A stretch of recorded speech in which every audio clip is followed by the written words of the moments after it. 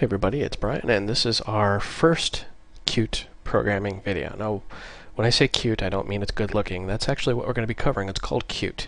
It's spelled Qt, but it's pronounced Qt. And when you search Google, you'll see a lot of information out here. Now, what is Qt programming? Well, let's actually go to qt.nokia.com.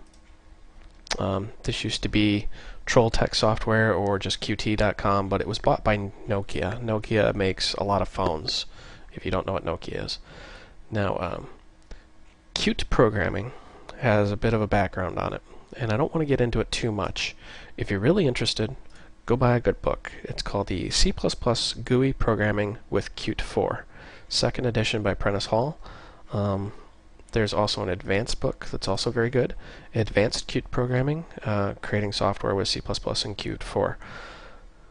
Basically, in a nutshell, what you need to know about Qt is that it is a cross-platform framework.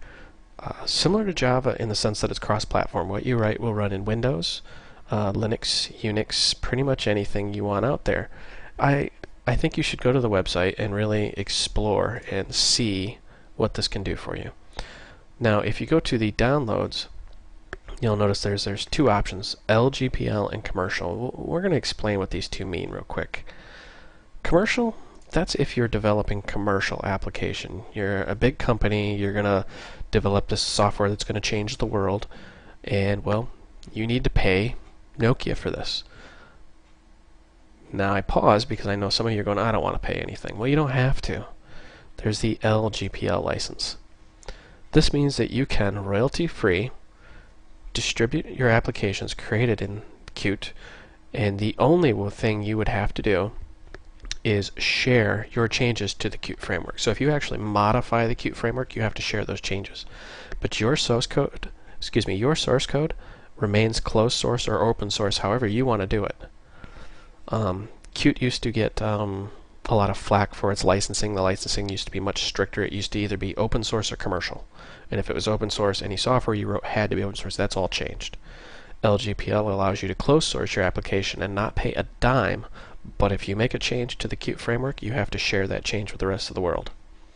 Okay, now I assume you're going to use the LGPL framework. I am going to use the same thing. It's the exact same thing as the commercial framework. You just don't pay anything. It's just a little legal mumbo jumbo you got to deal with. Now I know I'm going to get some nasty grams saying, you know, that's not what LGPL is, blah blah blah. Well, you know what? For the scope of this tutorial, that's what LGPL means.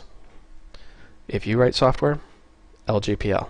If you write commercial software, choose commercial. That's all you need to know. Alright, moving right along.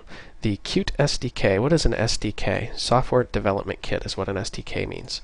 It is a complete development environment. So whatever you've used for your C++ tutorials, go ahead and throw that right out the window. We're going to actually use the Qt Creator IDE version 2.01. If you're viewing this several months or years from now, you'll notice the version numbers 4.70 and 2.01.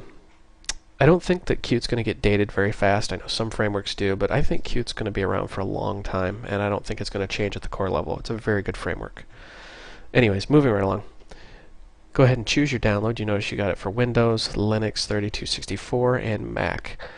I'm running on Windows. I may actually do some of these tutorials in Linux. The basics of how this works is you can write your source code in one operating system, take it to another operating system, recompile it, and it'll run without any problems. For example, you can take your Windows source code, throw it into a Mac, recompile it, and it just runs. That's the only catch, is that you have to recompile it. Now, this is not like Java in the sense where Java, you compile it once and it just runs anywhere. There's no virtual machine here. You have to distribute the Qt binaries, and we'll go over all this. This is all in C++. There's no hidden voodoo behind the scenes. But go ahead and download the Qt SDK for Windows or whatever you're using. You notice they're a pretty hefty size. Read the fine print if you really want to. There is a Visual Studio add-in. I've never used this. I've never really had a chance to really get with it. But if you love with Visual Studio, use the add-in by all means. I've personally liked the Qt Creator IDE. And the source code is fully available. So you can actually download the full source code for Qt Creator or any of the Qt products. So go ahead and download that, and once you get it installed, here's Qt Creator, and you notice we are using version 2.0.1. I kind of apologize for the little cramped screen. I have to make these videos kind of small in order to upload them. I'll give you a very quick tour of this. Here's the welcome window, and it comes with a ton of examples. I mean, a massive amount of examples, and there's even more examples online. Comes with tip of the day. I mean, you can go back and forth.